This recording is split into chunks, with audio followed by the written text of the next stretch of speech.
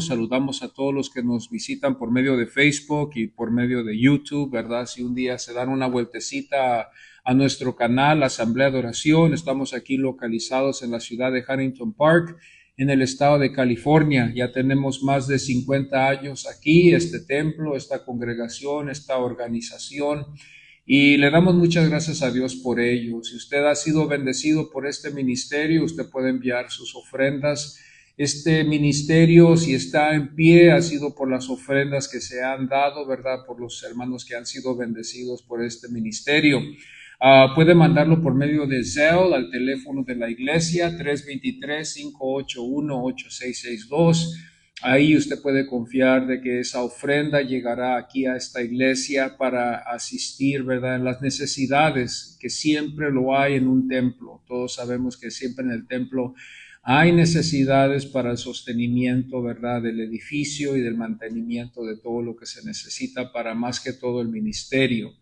Y pues aquí hemos estado por más de 50 años sirviéndole al Señor, gracias a Dios por este tiempo que nos ha dado en este 2025. Estamos en el día 16 de febrero y el título de este mensaje es Como en Mereba. Y vamos así a mirar ahora este salmo. Dios no nos ha sacado, hermanos, de donde nos ha sacado del mundo para dejarnos a la mitad. No sé cuántos podemos estar de acuerdo con eso. La vida nos puede dejar muchas lecciones, ¿verdad?, de ejemplos que podemos nosotros también aprender de ellos. Como por ejemplo, el dinero no va a resolver todos nuestros problemas. El dinero nunca va a resolver todos nuestros problemas. Hay algunos problemas que el dinero puede resolver, pero no todos. Hay personas que piensan que el dinero lo va a resolver todo y desafortunadamente por eso hay mucha gente adinerada, pero infelices también al mismo tiempo. También podemos ver que no podemos complacer a todo el mundo, ¿verdad? Hemos llegado nosotros a ver eso, de que en la vida llegamos a un tiempo donde aprendemos de que no podemos complacer a todos. Aún a veces en nuestros hogares siempre queda alguien que no está contento, satisfecho, ¿verdad?, en la forma en que hemos sido. Pero esto es algo que se va aprendiendo a través del curso de esta vida. También otra cosa que podemos mirar es que nuestra salud, ¿verdad?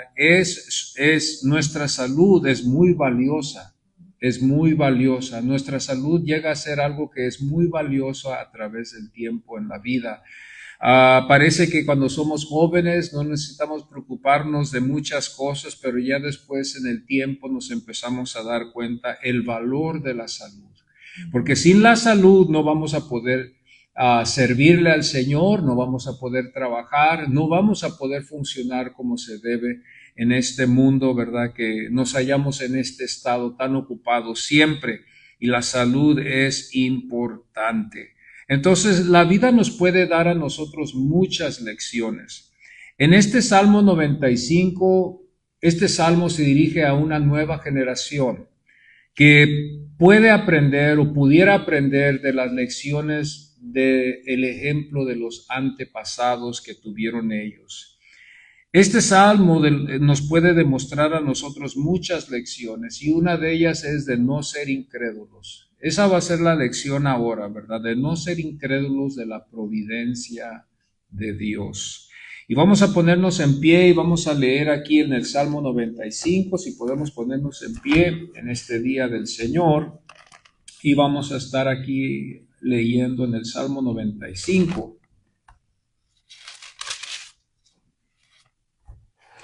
Y vamos a leer todo el capítulo hoy en este día y vamos así a seguir adelante.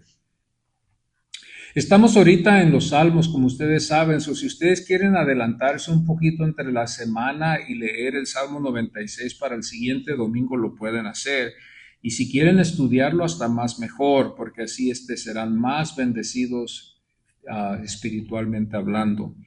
Y así lee la palabra del Señor. Este es Dios hablándonos a nosotros. Venid, aclamemos alegremente a Jehová, cantemos con júbilo a la roca de nuestra salvación. Lleguémonos ante su presencia con alabanza, aclamémosle con cánticos, porque Jehová es Dios grande y Rey grande sobre todos los dioses, porque en su mano están las profundidades de la tierra, y las alturas de los montes son suyas. Suyo también el mar, pues él lo hizo, y sus manos formaron la tierra seca. Venid, adoremos y postrémonos, arrodillémonos delante de Jehová nuestro Hacedor, porque él es nuestro Dios, nosotros el pueblo de su prado y ovejas de su mano. Si oyeres hoy su voz, no endurezcáis vuestros corazones como en Meriba, como en el día de Masá en el desierto, donde me tentaron vuestros padres, me probaron y vieron mis obras. 40 años estuve disgustado con la nación y dije, pueblo es que divaga de corazón y no han conocido mis caminos. Por tanto juré en mi furor que no entrarían en mi reposo. Amén. Podemos tomar nuestros asientos hoy en esta mañana. Este salmo, ¿verdad? Nos damos cuenta nosotros que da un ejemplo de los antepasados. El ejemplo que ellos le dejaron a sus descendientes fue la incredulidad de no confiar en la providencia de Dios. En esta vida vamos a tener muchas pruebas y esta es una de ellas donde Dios nos probará a nosotros y demostrarnos que Él va a proveer siempre. Y a nosotros nos queda confiar en el Señor. Y la lección aquí está de no ser incrédulos, sino confiar en Dios.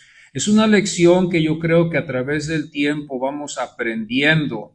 Gracias le damos a Dios que no es por ello, ¿verdad?, que somos salvos, porque si fuera así el caso, ¿verdad?, yo creo que estuviéramos en grande temor. Pero sabemos los que somos salvos por su gracia.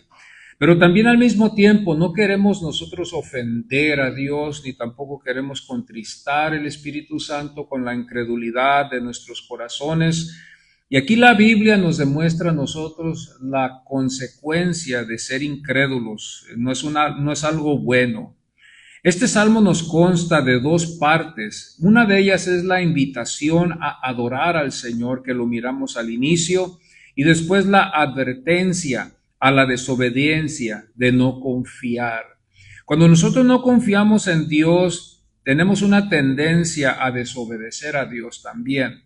Cuando nosotros no confiamos en Dios, tenemos la tendencia de desobedecerlo después, porque por naturaleza nos dirigimos a lo que nosotros pensamos que está bien, que puede ser en desobediencia a Dios. El salmista da un llamado a adorar a Dios porque Él es Señor de todo el mundo. Esto solamente el Espíritu Santo nos puede ayudar a entenderlo. A través de la revelación, con la asistencia del Espíritu Santo, el Espíritu Santo nos puede ayudar a nosotros a poder comprender de que Dios es Señor de todo el mundo. Esto lo podemos mirar nosotros en el versículo 1 al 5, cuando nosotros leemos este Salmo 95 y lo leamos, ¿verdad?, la siguiente vez que tengamos la oportunidad. La palabra de Dios nos va a revelar de que Él es el Señor. Esto es lo que la Biblia declara, Señor de todo el mundo. Después nos damos cuenta nosotros que hay una advertencia solemne, de que no repitamos el pecado de los antepasados. Le dice al pueblo la palabra de Dios a no repetir otra vez el pecado de los antepasados que estuvieron en el desierto. Y esto lo miramos nosotros en el verso 8 hasta el 11, Entonces podemos mirar un contraste aquí en este caso, un llamado a venir a adorar a Dios con todas nuestras fuerzas porque Él es Señor de todo el mundo, y también al mismo tiempo advirtiéndonos a nosotros también a tener cuidado y de mirar el mal ejemplo que dejaron nuestros antepasados y no caer en esos mismos pasos. Este es el primero de un grupo del 95 hasta el 100. Vamos a mirar nosotros estos 5 salmos, ¿verdad? Y este es uno de los primeros que miramos aquí que se usó en la devoción del templo, del segundo templo que ellos tuvieron. Se cree que este salmo se leía en esos tiempos para recordar al pueblo y también al mismo tiempo para invitar al pueblo a venir al templo a adorar a Dios. Estamos mirando nosotros también que aquí está hablándole a una nación, no está hablándole a un grupo de personas de fe, sino está llamando a toda la nación, ya que Dios es el Dios de toda la nación. Nos estamos dando nosotros cuenta aquí de que Dios llama a toda la nación. Y podemos mirar nosotros también a veces los ejemplos que hemos visto en el pasado, los que tenemos tiempo sirviéndole al Señor, que la Biblia nos enseña donde el Señor dice que el trigo y la cizaña iban a crecer juntas. Y este era un ejemplo de la iglesia y el mundo creciendo juntas. Y aquí nos damos cuenta nosotros, ¿verdad?, que aquí en este caso se está haciendo el llamado y también el trigo, la cizaña como el trigo iban a escuchar esta invitación y posiblemente quizás la cizaña iba a querer actuar como los antepasados o iban a actuar como los antepasados. Este salmo también es algo muy interesante que se cree que es probablemente que se haya compuesto, ¿verdad?, durante la dedicación del segundo templo en el 516 después de Cristo Jesús. Nos damos cuenta que quizás este salmo se cree que pudiera haber sido escrito. También se cree que también es un eco, ¿verdad?, de Isaías, un eco lírico de Isaías del capítulo 40, verso 6. Nos damos cuenta nosotros que también el Salmo 98 también puede ser también un eco de este Salmo 95. Entonces, cuando nosotros leemos este Salmo, podemos ya más o menos tener una idea, ¿verdad? Y poder conocerlo un poquito mejor. Es un Salmo, como dije, que nos llama a adorar a Dios y nos advierte también al mismo tiempo a no caer en la misma incredulidad que cayó ese pueblo en el desierto. Nos damos cuenta los ejemplos que nos demuestra la Biblia y nos los deja ahí para que nosotros tengamos cuidado.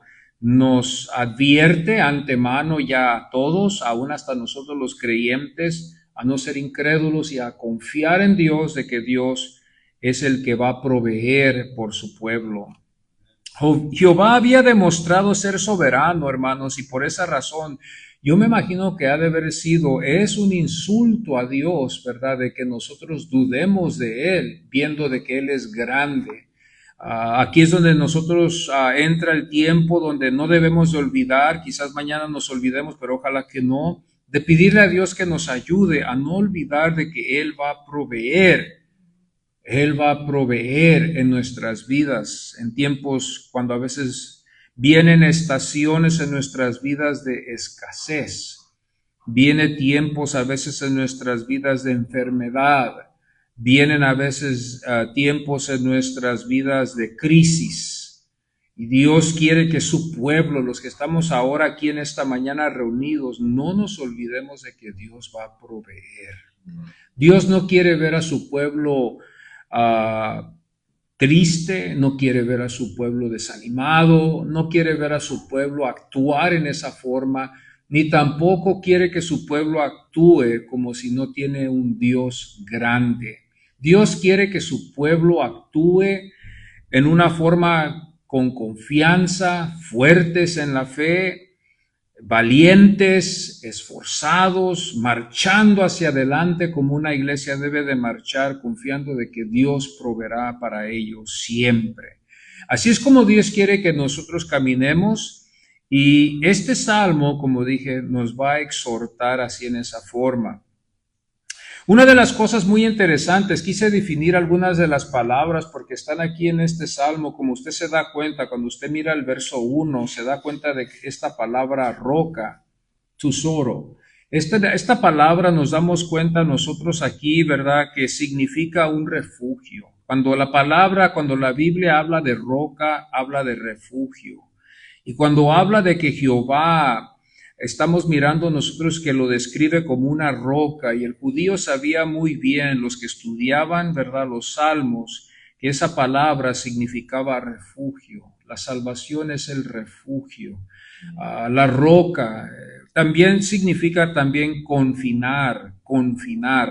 Simboliza fuerza, simboliza estabilidad y protección. Cuando nosotros hablamos de la roca, en las porciones que miramos nosotros en la Biblia, esto es lo que va a significar: fuerza, estabilidad y protección.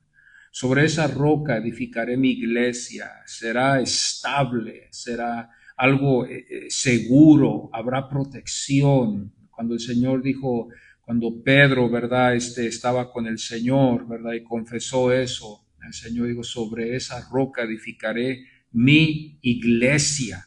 Entonces nos damos cuenta nosotros que iba a haber estabilidad. Y esto lo hallamos en el verso 1. El verso 3 miramos también la palabra rey, ¿verdad? Melech. Y esto significa reinar. Hay muchos significados, pero este es lo que significa reinar, ser rey. Resaltando en los temas de autoridad, justicia y también de pacto. Enfatiza más que todo la soberanía máxima sobre toda la creación. Cuando nosotros hablamos de rey, cuando está al lado de Dios, estamos hablando de un soberano que es sobre toda la creación, que tiene poder sobre todo. Póngase a imaginar en eso, póngase a pensar en eso. Sobre todo lo que existe en el mundo, nuestro Dios está en control de todo ello. Como estuvimos estudiando en los tiempos de doctrina, nos dimos nosotros cuenta, ¿verdad?, de todo lo que Dios había hecho. Antes de su creación, Dios había ya puesto su plan para crear todo lo que Él crió y lo que ha criado y todo lo que podemos ver visible. Y todo es para la honra y todo es para la gloria del Señor. Entonces esta palabra rey significa un soberano en lo más máximo sobre toda la creación. Esto lo hallamos en el verso 3, esta palabra rey. Algo muy interesante, también miramos la palabra mano, Yad. Esta palabra también denota poder y posesión. También significa también agencias. Tiene tres, puede significar estas cosas: posesión, agencias, poder. Simboliza fuerza. Cuando la Biblia habla de mano, está hablando de fuerza, de poder, está hablando de autoridad, está hablando de la capacidad de actuar, de crear o también hasta de destruir. La mano de Dios se mueve sobre su pueblo. Estamos mirando la fuerza de Dios, el poder, la autoridad de Dios que está sobre su pueblo. Miraron la mano de Dios o miraron el poder de Dios que se movió en favor de la nación o del pueblo de Israel. A veces podemos mirar citas así de esa clase. También puede simbolizar bendición y puede también simbolizar favor, dependiendo en qué contexto se halla esta palabra. Es muy interesante que la miramos aquí, ¿verdad?, en este salmo, y describe algo, tiene un grande significado para ayudarnos a nosotros profundizarnos un poquito más. Usted sabe, la palabra de Dios es bonito cuando uno la estudia, pero cuando uno se profundiza, es un alimento muy sólido para fortalecernos para cada día. La palabra de Dios, ¿verdad?, como nosotros hemos visto, ¿verdad?, debe de ser el anhelo de nosotros de leerla, de estudiarla todos los días, ¿verdad? De no descuidar, de no ayunar de la palabra de Dios, de no perder la comunión con Dios o aún hasta entre los hermanos. No es bueno eso, no es saludable. He oído yo que la soledad no es buena, la comunión, cuando quebramos la comunión con la familia, con amistades, con el mundo, eso no es saludable, eso no es bueno. Eso puede llevar a cosas peligrosas. Los ayunos son buenos a una cierta cantidad de días, pero ya a una cierta cantidad, ya pasándonos a un cierto tiempo, podemos entrar en riesgos, ¿verdad? Ya no es un ayuno, ya es otra cosa. El convivio, ¿verdad? Con nuestros padres, quizás cuando éramos adolescentes pensábamos de que no era malo hacerlo, pero es malo, ¿verdad? Alejarnos de nuestras familias. Es bueno leer la palabra de Dios, es bueno de profundizarse en la palabra de Dios, es bueno de tener el deseo de oír la palabra de Dios, es bueno poder leer la palabra de Dios todos los días, todos los días.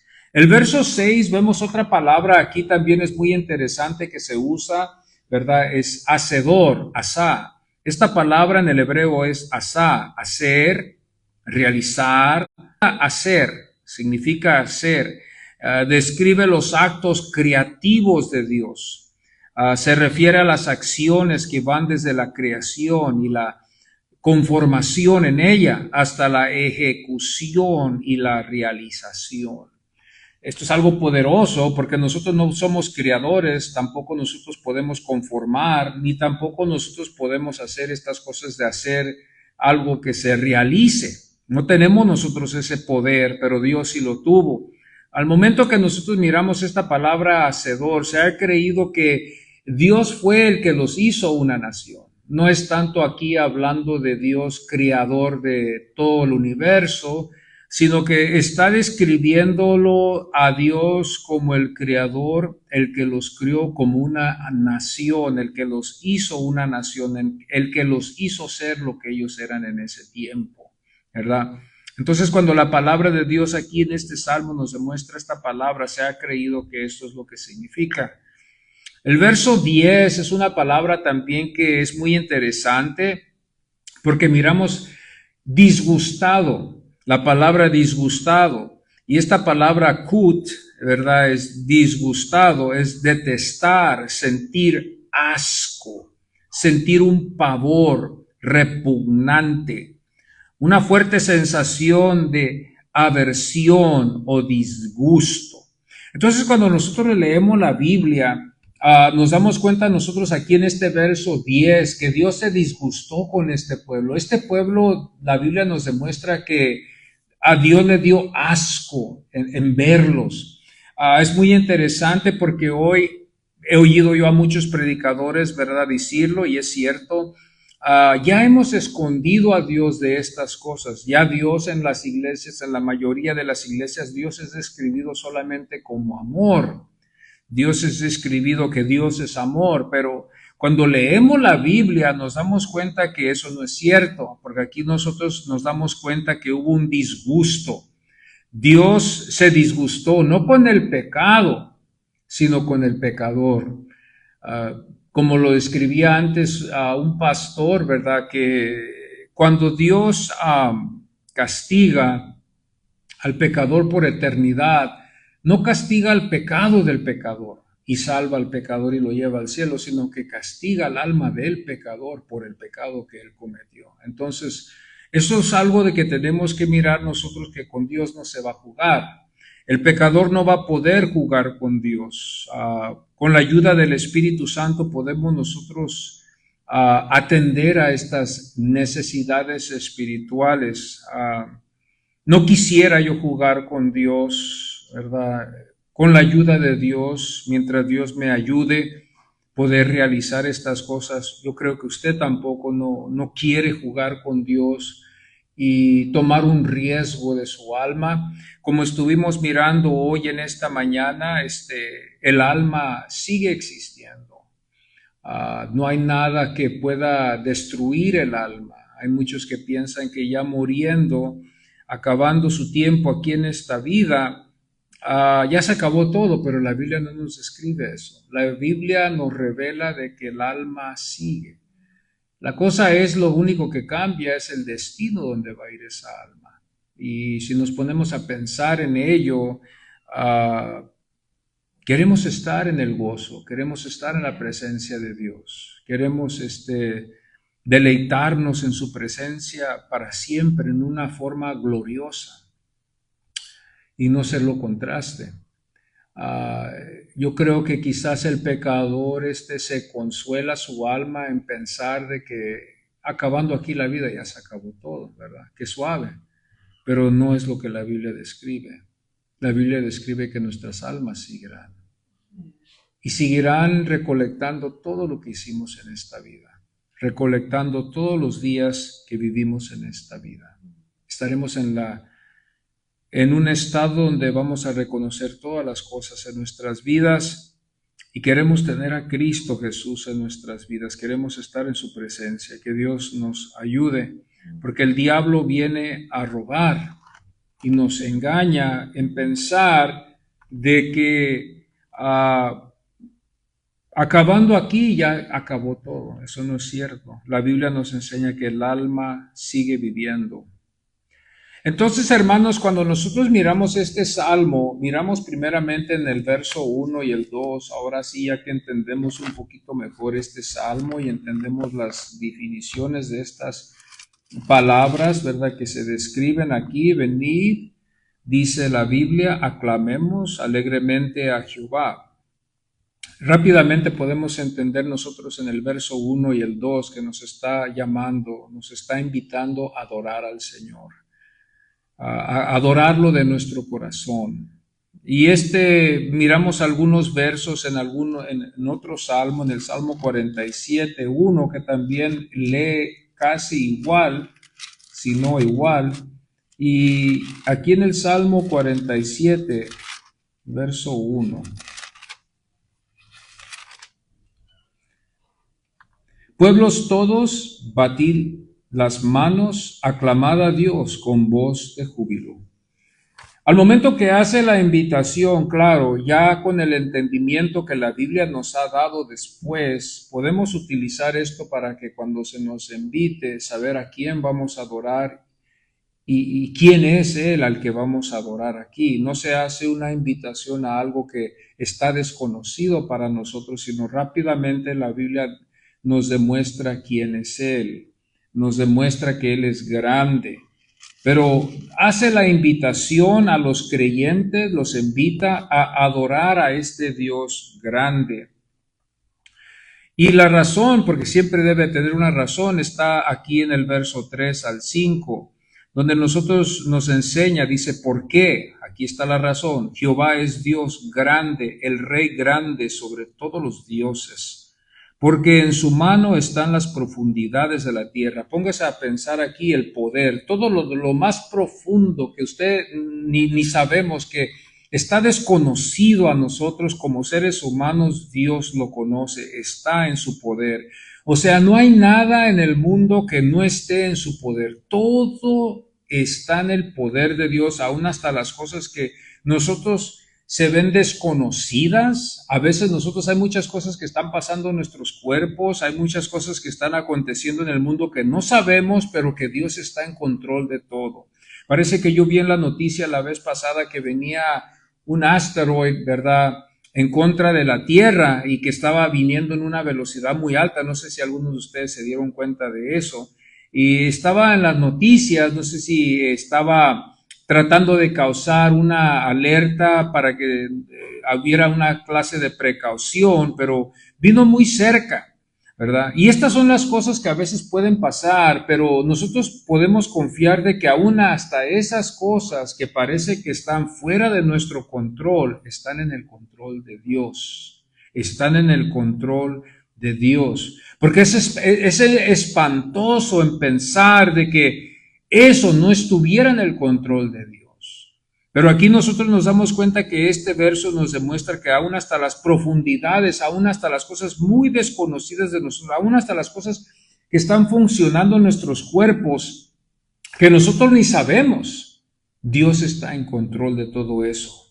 Nos demuestra aquí un contraste de lo profundo hasta las cosas más altas que puedan ver, donde nosotros tampoco hemos conocido, las cosas más elevadas, de lo más alto que se pueda imaginar uno, un monte, una montaña tan alta que el hombre no ha llegado. El hombre le ha gustado conquistar, aún hasta le gustó, el hombre tiene un corazón de conquista. Dios nos ha dado eso porque Dios es un conquistador también.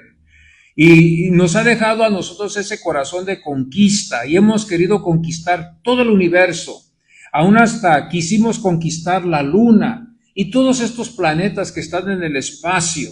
Pero hay lugares que no hemos podido conquistar, lugares que están muy lejos para que nosotros podamos alcanzarlos, pero no hay preocupación. Dios aún está en control de esas cosas. Póngase a pensar en eso. Qué consuelo trae a mi alma saber de que Dios está en control de todas las cosas y no vivir en una vida de preocupación. Lo que la Biblia quiere hacer es alentarnos también al mismo tiempo para el alma que está desalentada, el alma que está preocupada. A veces nos preocupamos como adultos de muchas cosas, ¿verdad? Pero en esta vida podemos aprender un poco de ello, que Dios nos ayude para poder aprender de ello, a no preocuparnos de las cosas que vienen. La Biblia nos alienta de que Dios está en control de todo el mundo, sí, de todas las cosas, aún hasta que parece que no. Dios está en control de las cosas aún más pequeñas que están dando vuelta en este mundo.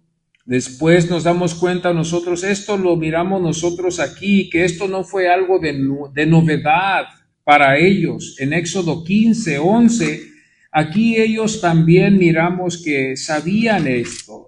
No fue algo de novedad para esta generación que desagradó a Dios. Aquí miramos en el capítulo 15 de Éxodo, verso 11, donde la Biblia nos demuestra algo muy interesante también, para que nosotros miremos de que esto no fue desconocido de ese pueblo. Dice, ¿quién como tú, oh Jehová, entre los dioses? ¿Quién como tú, magnífico en santidad, terrible en maravillas?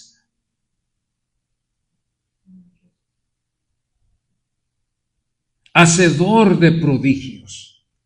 Es un Dios grande, es un Dios que ellos sabían que era grande, porque Él se había manifestado. El 18 dice, Jehová reinará eternamente y para siempre, demostrando de que Dios es rey. Y aquí entonces cuando leemos este salmo que vino mucho más después a una generación que estaba alertando a no caer en esta clase de incredulidad, nos damos cuenta que describe a Dios como rey, lo describe como un Dios grande. Aquí nos damos cuenta que en el verso 6 y 7 también otra vez nos damos cuenta que vuelve a repetirse otra vez esta porción para que miremos a Dios y adoremos a Dios por su grandeza. El 6 hasta el 7 dice, venid, adoremos y postrémonos, arrodillémonos delante de Jehová nuestro Hacedor, el que los hizo nación. Dice, adoremos al que nos ha hecho lo que somos. Adoremos al que nos dio la capacidad de poder edificar este templo. Adoremos a Dios, al que nos libró de los de Babilonia, al Dios que nos ha traído para atrás a nuestras tierras, donde nosotros no conocimos hasta después ahora. Adoremos a este Dios que no nomás a nosotros nos libró de Babilonia, que sino también a nuestros antepasados libró de Egipto. Vengamos todos y adoremos a este Dios de maravillas. Hace un llamado a un pueblo de fe para que adoren en la iglesia, que cuando cantaban estos salmos que se cantaban, que se cantaran con el corazón, que se cantaran con un entendimiento. Nosotros la iglesia, cuando cantamos himnos de nuestros himnarios, que lo cantemos con inteligencia, que lo cantemos con nuestros corazones, que lo cantemos como una devoción todos los días de este Dios que nos ha prometido salvación en su Hijo Jesucristo. Muchas de las veces nosotros podemos a veces tomar en poco el agua. El agua a veces se puede tomar en poco, el oxígeno a veces se puede tomar en poco, los alimentos que comemos a veces los podemos ver como algo que viene todos los días. Pero el día que nos falta es el día que apreciamos el pan, es el día que apreciamos el agua, es el día que apreciamos el oxígeno. Qué bonito era qué bonito es cuando nosotros tenemos oxígeno limpio, el aire limpio. Si podemos recolectar hace 2 semanas atrás, cuando aire estaba contaminado con el humo y con todo este carbón que estaba saliendo de todas estas quemazones que tuvimos aquí cerca, nos damos cuenta que estábamos en ese tiempo queriendo tener oxígeno puro para poder respirarlo profundamente. Parece que en las noticias nos dijeron no respiren ese aire porque ese aire quizás pueda causar algunos efectos en las personas que son delicadas de salud. Y se hacía la sugerencia que se pusieran tapabocas para que así no respiraran todo ese humo que se estaba despidiendo en los aires. Miramos nosotros todo eso. Cuando el agua está contaminada, las personas se preocupan, dicen, cómo me gustaría de que regresaran los días de una agua filtrada, una agua pura, ¿verdad? Cuando hay escasez de agua, la gente se alerta. Fíjense, las cosas más pequeñas, las cosas que a veces nosotros las tomamos con muy poca importancia al hombre, son muy importantes y muy vitales para nuestra salud en nuestras vidas. Aquí nos damos cuenta que está haciendo un llamado a esto. A veces nosotros podemos olvidar qué tan bueno ha sido Dios con nosotros. A veces nosotros podemos olvidar estas cosas y menospreciar el tiempo que tenemos en la presencia del Señor. Y debemos estar agradecidos con Dios por lo que Dios nos ha dado, la salud, las fuerzas. Mi esposa estaba hablando, ¿verdad?, de esto. Yo he visto muchos casos así, jóvenes, señoras como varones, que no pueden caminar. A veces nosotros ni le damos gracias a Dios que podemos caminar. Personas que no pueden vivir una vida como la que nosotros podemos vivir. A veces no le damos ni gracias a Dios por la salud que nos da cada día. Empezamos a apreciar estas cosas ya más después en nuestras vidas, ya después en los años. Nos damos cuenta nosotros, ya empezamos a guardar dietas, empezamos a nosotros a cuidar nuestro físico. Cuando éramos jóvenes no nos preocupábamos lo que comíamos. Podíamos comer muchísimo y aparecer en la mañana el siguiente día sin ninguna preocupación. No necesidad de ningún gimnasio, porque no necesitábamos preocupar. Nuestro cuerpo funcionaba en una forma perfecta, corría en una forma perfecta, pero a través del tiempo nos empezamos dando cuenta de que necesitamos el ejercicio, la dieta. Necesitamos nosotros cuidar nuestros cuerpos ya, porque es muy valorosa la salud. Es interesante cuando yo miro a veces y hablo con personas a veces y me platican ellos, ¿verdad?, que han llegado a un tiempo en sus vidas donde ya la salud no es como era. Desafortunadamente algunos me lo dicen con un espíritu de pesimismo, que desearían, ¿verdad?, regresar para atrás a esa juventud donde tenían una salud perfecta o donde tenían una salud fuerte. Pero desafortunadamente a veces esto puede pasar en diferentes estaciones de edades. Yo cuando me doy cuenta de esto le digo, Señor, gracias te doy. A veces he quedado asustado en mirar a las personas cómo les cuesta entrar a un carro, cómo les cuesta entrar a un carro y cómo les cuesta salir a un carro. Y lo primero que dice, espérame un momento, mis rodillas, espérame un momento, mi cintura, ya no soy el que antes era. Y es triste, pero al mismo tiempo nos deja una lección para apreciar la salud que Dios nos ha permitido tener. Y apreciarlo porque Dios ha sido bueno con nosotros. Qué bonito es vivir una vida sin dolor. Qué bonito es poder vivir una vida así. Y Dios aquí nos demuestra, aquí nos deja un ejemplo aquí en este salmo y les dice a su pueblo, les dice en el verso 7, porque Él es nuestro Dios, nosotros el pueblo de su prado y ovejas de su mano. O somos ovejas del Señor. Hace 2 semanas atrás estaba yo meditando en este simple, sencillo verso del capítulo 23 del Salmo 23, el verso 1. Jehová es mi pastor y nada me faltará. Y me puse a pensar en ese salmo, como nunca. Y dije yo, si tú eres mi pastor, significa que yo tengo completa satisfacción y que no hay nada de escasez en mi vida. Todo lo tengo, porque tú eres mi pastor. No hay nada de que yo necesite. Esté como esté, tenga como lo tenga, esté, como sea la cosa. Tú sabes mejor que yo y todo lo tengo porque te tengo a ti, Señor. Es algo precioso cuando uno puede entender ese salmo: Jehová es mi pastor y nada me faltará. Nada me faltará. A veces el diablo rápidamente en segundos puede venir a tu mente: sí, pero te falta un carro. No, no, no. Te falta comida. No, no, no. Te falta salud. No, no, no. Porque Jehová es mi pastor y nada me faltará. Nada me faltará.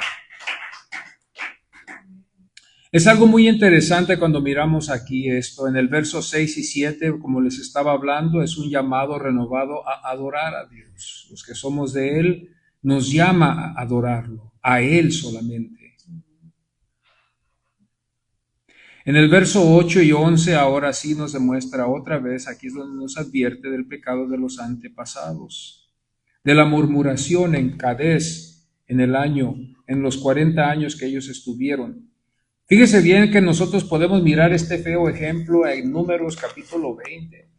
Y esto nos sirve a nosotros también, porque estuvo también escrito para este pueblo. Este pueblo como nación luchó mucho, ¿verdad?, en poder confiar en el Señor. En Números 20, del 1 al 13, nos deja aquí un ejemplo del pecado que ofendió a Dios, que llevó a este pueblo, ¿verdad?, a quedarse en el desierto y a no ver ninguna clase de esperanza. Aquí dice: llegaron los hijos de Israel, toda la congregación, al desierto de Sin en el mes primero, y acampó el pueblo en Cadés, y ahí murió María, y ahí fue sepultada. Y aquí nos da una razón: y porque no había agua para la congregación, se juntaron con Moisés y Aarón. Y habló el pueblo contra Moisés diciendo: ojalá hubiéramos muerto cuando perecieron nuestros hermanos delante de Jehová. ¿Por qué hiciste venir la congregación de Jehová a este desierto para que muramos aquí nosotros y nuestras bestias? ¿Y por qué nos has hecho subir de Egipto para traernos a este mal lugar? ¿No es lugar de sementera, de higueras, de viñas, ni de granadas, ni aun de agua para beber? Y se fueron Moisés y Aarón delante de la congregación a la puerta del tabernáculo de reunión, y se postraron sobre sus rostros, y la gloria de Jehová apareció sobre ellos. Y habló Jehová a Moisés diciendo: toma la vara y reúne la congregación, tú y Aarón, tu hermano, y hablar a la peña a vista de ellos, y ella dará su agua, y les sacarás agua de la peña, y darás de beber a la congregación y a sus bestias. La orden de Dios fue de hablarle a la roca. ¿Y qué hizo Moisés? La orden fue quebrada por el siervo. Dios le había dicho: le hablarás a esa roca. No la golpees, háblale y yo les daré agua. Pero parece que Moisés se impacientó. Y cuando se impacientó fue por el pecado que Moisés tenía, porque claro, Moisés no era perfecto, él era hombre como todos. Y la gracia de Dios y la misericordia de Dios estaba vista en producir esa agua. Pero Dios le puso una condición a este siervo y le dijo: háblale a esa roca. Y cuando Dios pone condiciones, amados hermanos, nos demuestra a nosotros las consecuencias cuando no son obedecidas. Y nos demuestra también la paciencia de Dios con nosotros los seres humanos, porque cuántas veces no hemos desobedecido una orden de Dios, que en la vista de Dios merecemos un castigo. Pero Dios ha sido paciente. ¿Hasta dónde irá a ser Dios paciente? Yo no sé. Pero Dios es paciente con nosotros. Ha sido paciente conmigo. Y yo sé que usted también puede decir: amén, pastor. También Él ha sido paciente conmigo también. Porque le hemos fallado a Dios. Aquí nos demuestra a nosotros, porque rápidamente pudiéramos decir cuando leemos este verso, yo digo rápidamente, Señor, ¿no le hubieras podido haber dado otra oportunidad a Moisés y ver ignorado eso y ver excusado el acto? Pues Señor, él era hombre, y como hombre, pues dudó, actuó como no debería. No le pudieras ver dado una quebrada. El Señor dice, no. Dios hace lo que Él quiere con quien Él quiere. Y nosotros deberemos estar, hermanos, yo creo, agradecidos con Dios, que Dios ha sido paciente con nosotros. Como digo, ¿hasta dónde? No sé.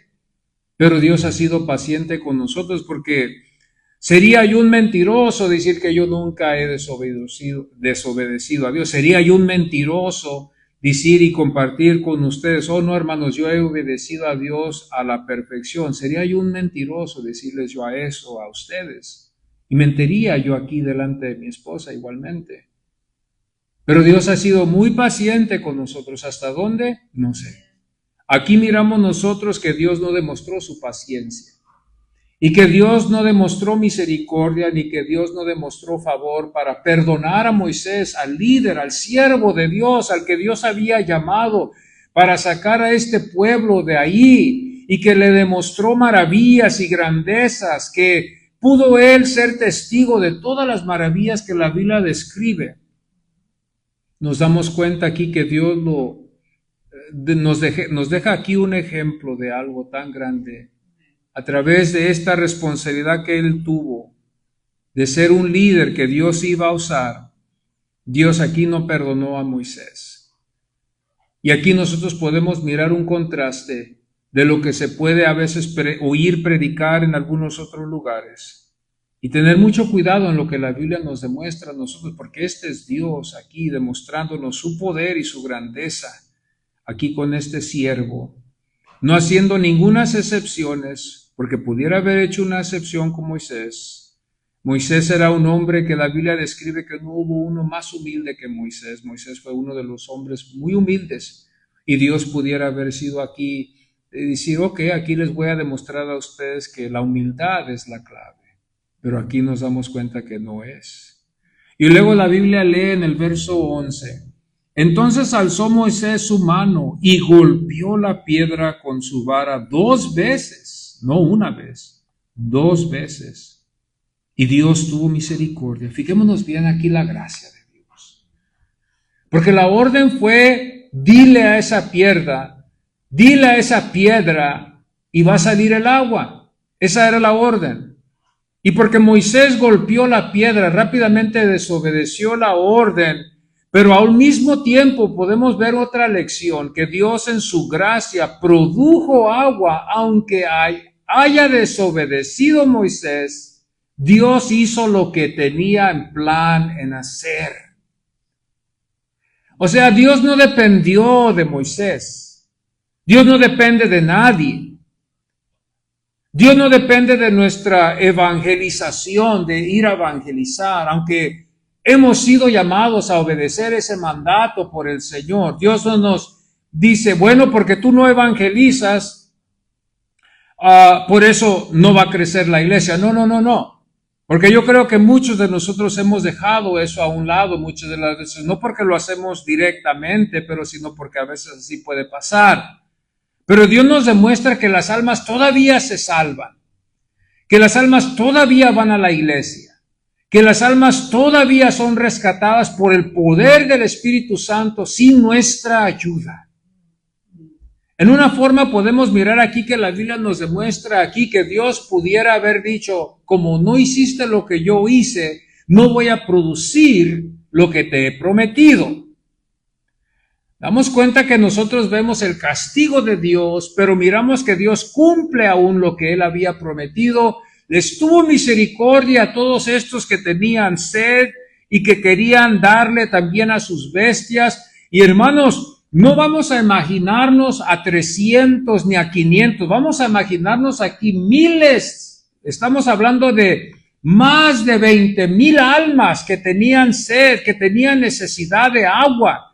para alimentar a sus bestias y a sus criaturas, a sus hijos, a todo lo que ellos tenían para producir comida, guisado y todo esto. Esta agua era importante, era en un tiempo de grande necesidad, y Dios tuvo grande misericordia de estas almas.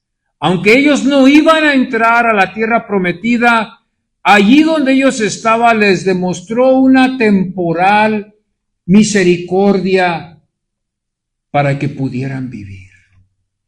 Otra lección nos enseña que Dios provee a veces también por los impíos.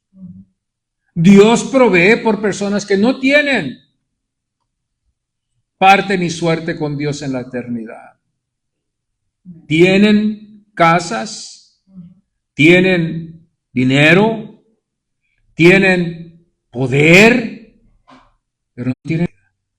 Aquí es donde Dios nos demuestra a nosotros a usar discernimiento. Pablo nos exhorta y nos dice, hermanos, cuando se reúnanse y disciernan bien esta situación. O sea, empecemos a mirar las cosas con más cuidado. Entonces yo el día de mañana, cuando yo mire a alguien prosperar, no significa que él va a ir al cielo. Sus posesiones no me dicen a mí que él tiene su nombre escrito en el libro de la vida. Es más, yo puedo mirar a una persona desafortunada en la calle, sin casa, sin carro, sin dinero, atado por el vicio y la droga, luchando.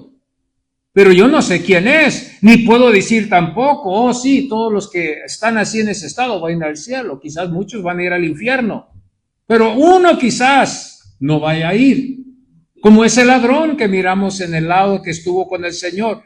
Se le dio la oportunidad, el privilegio de conocer a Cristo en la cruz, y de que la ayuda del Espíritu Santo le revelara que el que estaba al lado de él, aunque estaba en la misma situación con él en la cruz, clavado en la cruz, demostrando que no hay esperanza, que no tenía ningún poder para escapar, creyó las palabras que le dijo, cuando le dijo, hoy estarás conmigo en el paraíso.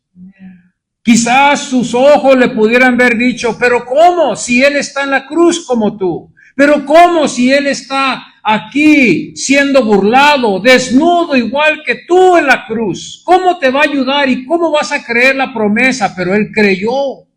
La Biblia nos demuestra que él creyó, aún estando clavado en la cruz, creyó en Jesús. Entonces estos casos son muy difíciles a veces para describirse y para llegar a la conclusión. Llegamos a la conclusión, quizás mejor sería a esperar hasta que estemos en gloria. Pero nunca podemos nosotros juzgar a algo y suponer que esto es así, que va a ser así, por lo que tiene la persona. Porque miramos aquí muy bien que este pueblo, Dios les dio agua, pero Dios en su providencia ya sabía que ellos no iban a entrar. Digo, voy a proveer agua para ellos, voy a proveer alimento para ellos.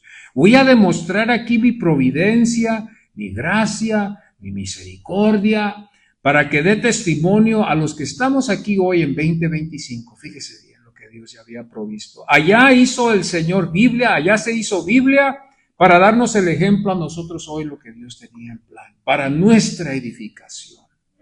Porque los ejemplos quedan, como Pablo dijo. Miremos, hermanos, los ejemplos que nuestro pueblo nos ha dejado, para que no caigamos en los mismos errores que ellos cayeron.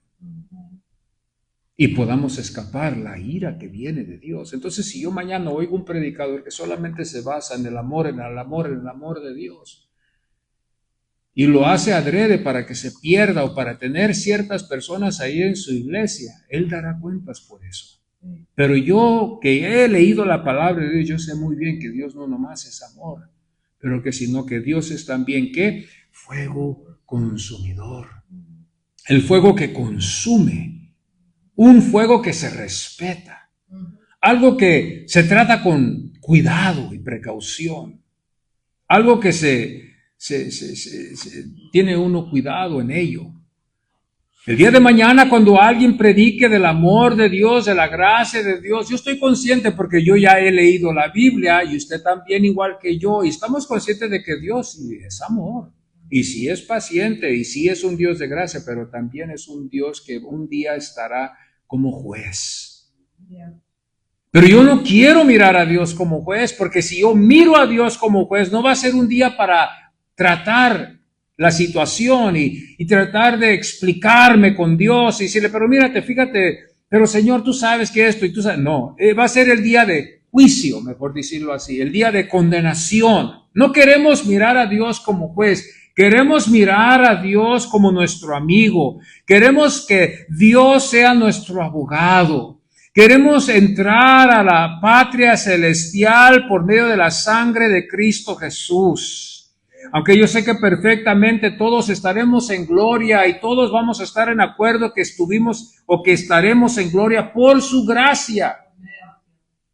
Nadie va a decir yo llegué al cielo por lo que yo hice. Todos vamos a llegar a una realización, porque vamos a saber muy bien que no fue por lo que yo hice, por mi fidelidad, por las obras que yo cumplí, porque mis obras, la Biblia ya lo declaró, que son como trapos de inmundicia, pero no significa que no hagamos obras buenas, sino que solamente significa que aunque hagas buenas, no son buenas. La única obra buena es la que hizo Cristo. Y esa es la que cuenta para nosotros, amados hermanos, para poder nosotros lucirnos delante de Dios como uno perfecto. Porque hubo un intercambio que tuvimos nosotros los creyentes en la cruz. Cristo hizo un intercambio dándonos a nosotros su justicia y nosotros dándole a Él nuestros pecados. Al momento que nosotros miramos a Cristo en la cruz, miramos el castigo que cada uno de nosotros merecíamos, no para entrar al cielo, sino el castigo que todo hijo de Adán merece por la culpa de Adán y por la transgresión que llevamos en la sangre, el pecado que me gobierna, como dijo Pablo. Ahora el Espíritu, dijo Pablo, me gobierna, ya no es el pecado. El pecado es muy fácil, el pecado lo tenemos que siempre, es como un niño travieso. Yo me acuerdo en mis temporadas, cuando yo era pequeño, era un niño travieso. Mi padre siempre tuvo que estar sobre mí, con el chicote y con amenazas. Si no te portas bien, te va a ir mal. Hermano, yo miraba a ese gigante, porque cuando yo estaba pequeño, mi padre, un tiempo en mi vida, él fue un gigante para mí. Y lo miraba a ese hombrazo y decía, híjole, me va a pegar, me daba un temor. Pero aunque tenía temor, no fue suficiente para controlarme, porque había el pecado en mí. Y el pecado era lo que me gobernaba, no tenía yo el poder para gobernar ese pecado. Y ese pecado me metió en muchos problemas en mi juventud. Me llevó a lugares donde no quise yo llegar. Que ahora miro yo y digo, Señor, ¿por qué? Pero fue el pecado el que me llevó a eso. Gracias a Dios que estamos aquí. Pero el pecado fue el que gobernó nuestras vidas. ¿Qué tal si Dios nos hubiera dejado a nosotros mismos? Nadie estuviera aquí ahorita. Pero fue el Espíritu Santo el que nos gobierna hoy, el que nos tiene aquí hoy en esta mañana. Bendito sea Dios. Entonces este salmo nos damos cuenta que nos llama a adorarlo por eso, adorarlo porque Él es lindo, porque Él es bueno, porque Él ha restaurado nuestras vidas. Y al mismo tiempo también nos advierte a mirar el ejemplo que dejó este pueblo. La murmuración en Cadés, que miramos en Números 21:13. Los israelitas fueron infieles, hermanos. El ejemplo de infidelidad. Y no fue tanto por la infidelidad de que Dios les pagó así, pero fueron ejemplos que Dios dejó para que nosotros tuviéramos cuidado. Porque yo sé que un día, en este tiempo, será fácil ser cristiano en un año. Pero hermano, póngase a pensar usted, esto es para toda la vida. Vamos a cometer muchos errores en este camino. Necesitamos mucha gracia de Dios. Necesitamos mucha misericordia de Dios, hermanos. Si tengo pensado en vivir 30 años más, necesito yo mucho perdón de Dios, necesito mucha gracia de Dios. Necesito que la sangre de Cristo Jesús me cubra estos 30 años hasta que esté en gloria con Él. No puede parar de fluir. Es fácil quizás ser un cristiano un día nomás y ya después ser un mundano. Es fácil, quizás para algunos no puedo, porque esto no es fácil. Ser cristiano no es fácil. Pablo dijo, todo lo puedo en Cristo, que me fortalece. En Cristo vamos a solamente poder triunfar y seguir hacia adelante en el nombre del Señor. Vamos así en esta mañana a ponernos en pie, mis amados hermanos, y concluir con esta enseñanza que la Biblia nos ha dejado hoy. Gloria al nombre del Señor. Señor Padre, te damos muchas gracias en este momento por concedernos este privilegio de mirar los ejemplos en la Biblia y poder mirar el pasado, Señor, de este pueblo, Señor, que te desobedeció. Aún este hombre que tú escogiste, Padre. La orden fue dada y miramos nosotros aquí que se desobedeció. Se desesperó Moisés y por desesperarse le fue mal. Aún el pecado, Señor, gobernó su mano, lo gobernó su corazón y lo llevó a actuar como actuó, Señor. Y tomó acción y golpeó la piedra 2 veces. Golpeó, insultó la roca, el refugio donde él se refugiaba. Señor, aquí nos demuestras un ejemplo a nosotros. Ayúdanos, aumenta nuestra fe como dijo Jairo, Señor.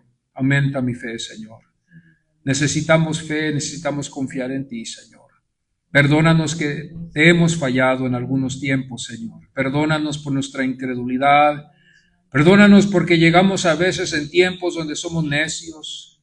Perdónanos, Padre. Sí, Señor, en este momento.